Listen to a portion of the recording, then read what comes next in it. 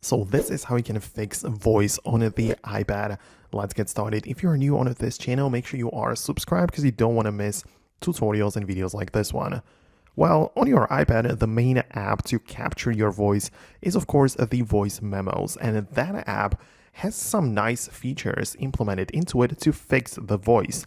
So whenever you record some kind of audio message or have a recording ready, what you can do is to tap on the edit button above, and this will give you the ability to enhance recording, right? So it's just one toggle, but it will apply some filters or some effects to make the voice sound nicer, right? That would be one thing. You also have the ability to skip silence. So if the the audio recording contains some like blank spaces, with this toggle, you'll be able to remove those and merge all of the audio clips together.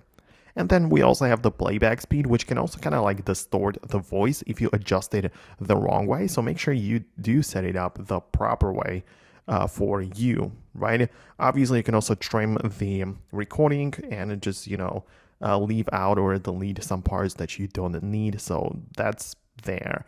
But other than that, you'll probably need to get some other app if you need some more effects. For example, if you want to use it in part of your videos, you can also get a CapCut where there are plenty of audio like effects which you can apply to it, right? So you'll be able to get much more out of your voice recording and out of this like project if you use some advanced software, right? So CapCut is just an example, but if you need it for video, there's also like LumaFusion or even iMovie, but there you don't really have that many audio controls. But yeah, if you have something very specific you want to do with your voice on the iPad, let me know about that below.